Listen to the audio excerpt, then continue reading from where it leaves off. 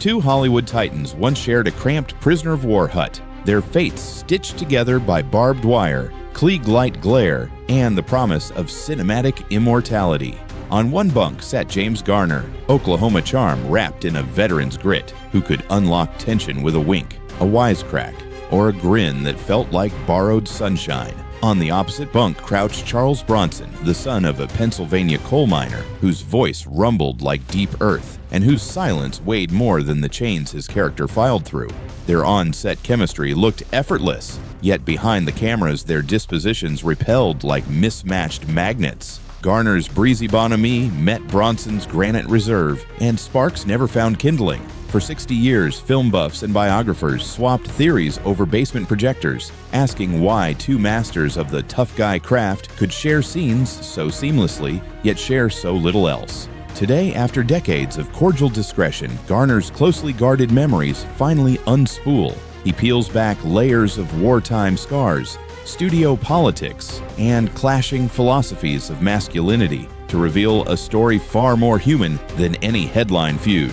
What emerges is not a tale of rival egos, but a nuanced study in how humor and stoicism, vulnerability and steel can orbit the same cell block without ever forming a single, stable constellation.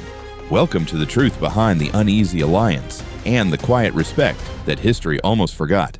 James Scott Bumgarner's first stage was a dust-choked Oklahoma farmstead where love and security were as scarce as rainfall. When his mother died, he was 5. When his stepmother arrived, cruelty followed. By 16, James fled home, hitchhiking highways and sleeping in boxcars to escape her beatings. The war offered a grim refuge. On Korean hillsides, he earned 2 Purple Hearts, carrying shrapnel and nightmares that later gave his on-screen grin a trace of melancholy. Yet that same pain hardened into a work ethic few could match. He tackled odd jobs: oil field roughneck, carpet layer, dairy cow milker, learning to shake hands with hardship and call it experience. Those calluses stayed with him when he slipped into Hollywood, serving as invisible armor whenever scripts demanded authenticity.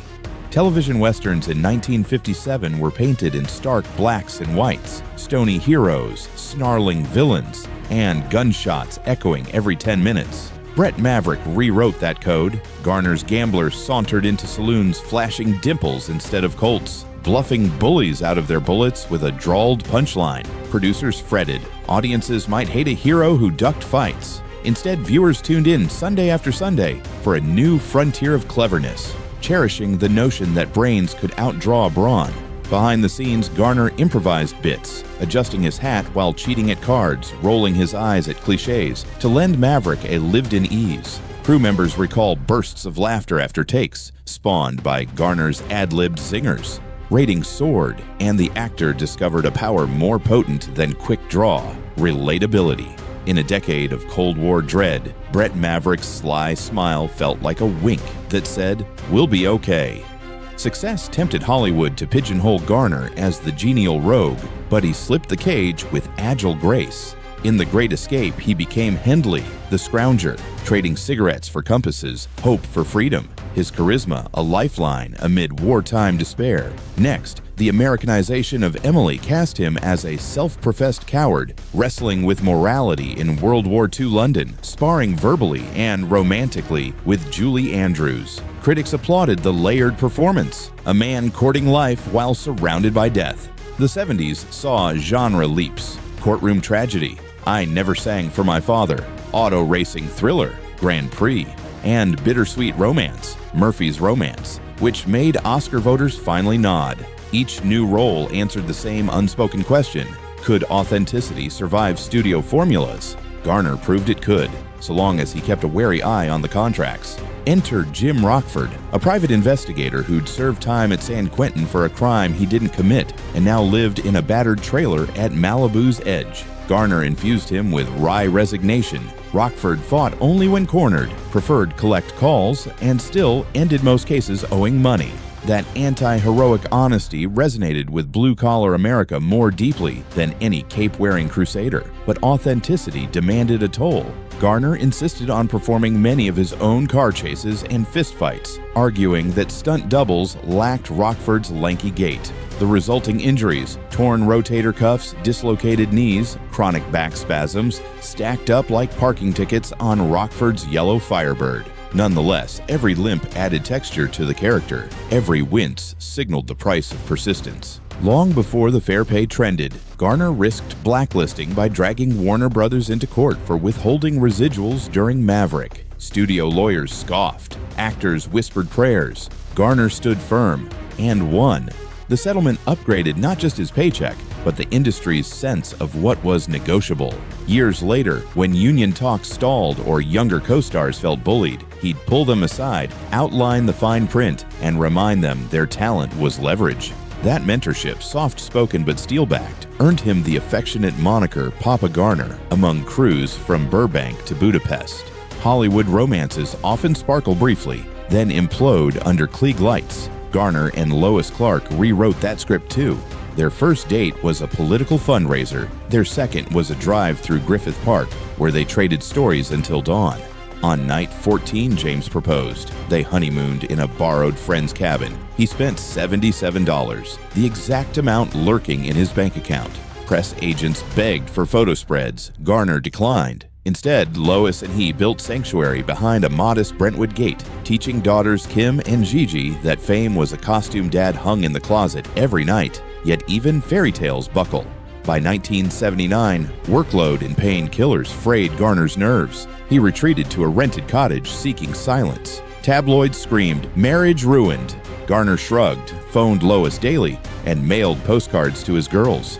2 years later, the couple reunited, fortified by distance and therapy. Their reunion party consisted of Chinese takeout, loud laughter, and an unspoken vow: career would never outrank health again.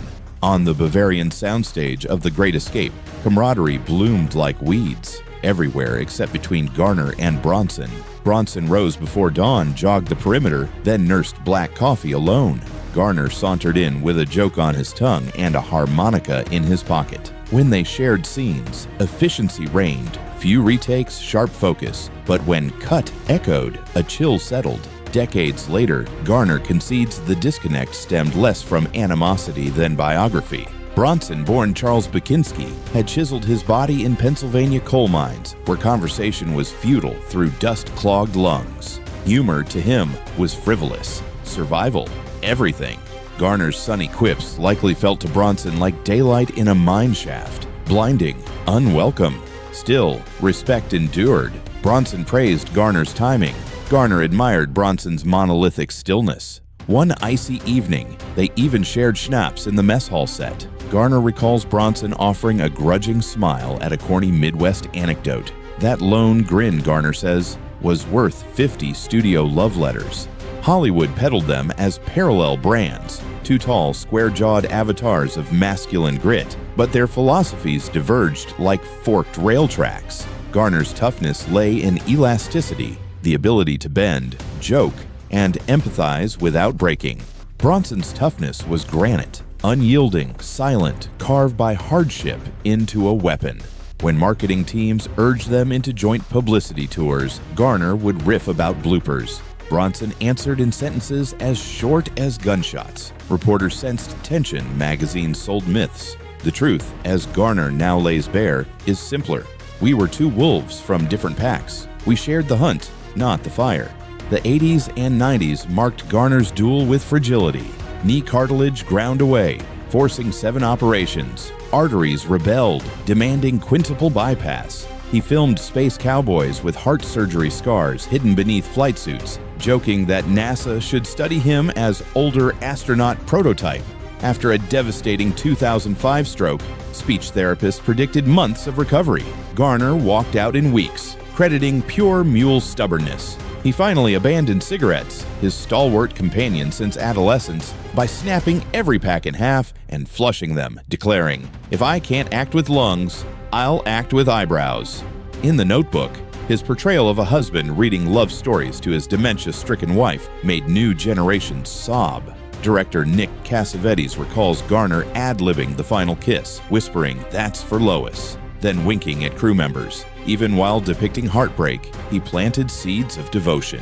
Award statuettes gather dust. Lawsuits fade into legal precedent. Yet the image of James Garner, half smile, earnest eyes, shoulders squared against injustice, continues teaching.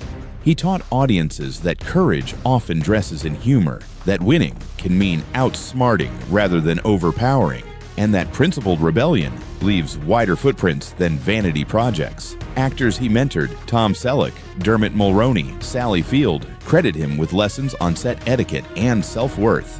Union contracts today still echo his Warner Brothers victory, ensuring residuals for streaming eras he never lived to see. And at home, Lois still waters the magnolia he planted, calling it Jimmy's tree, because its roots run deep before showing blossoms. James Garner's life, and the fresh candor he offers about Charles Bronson, reads like one of those sweeping Technicolor epics he loved to spoof. Equal parts triumph and tenderness, fistfights and forgiveness, cigarette smoke curling into pastel sunsets. By laying bare the measured distance that persisted between two screen giants, he bequeaths a final gently subversive lesson. Respect does not always bloom into brotherhood, and dignity does not always require confetti endings. Some relationships are meant to be steady salutes across a gulf of temperament, a mutual nod that says, "You guard your fortress, I'll guard mine, and we'll both march on." Yet Garner's farewell offers more than a footnote on professional courtesy. It extends a blueprint for living. He limped through life's third act on surgically rebuilt knees, yet still hustled to the set with lunch pail punctuality. He parried studio exploitation with the cool precision of a courtroom litigator, yet still found time to guide nervous rookies through their first close-up. He cherished a 6-decade marriage whose foundation endured separations, surgeries, and the corrosive drip of celebrity gossip, proof that commitment is less a fairy tale spell than a daily carpentry of patience and humor. When the curtain fell on July 19, 2014, Hollywood lost a hero who never claimed perfection but always fought for decency. Audiences lost a guide who demonstrated that swagger gains depth when tempered by compassion. His story now hands us the baton. Confront hardship with a grin that disarms. Confront injustice with a spine that refuses to bow. Confront love with an urgency that laughs at the clock. Do that, and like James Garner, you'll exit every scene honest, undefeated, and eternally in tune with the quiet music of integrity.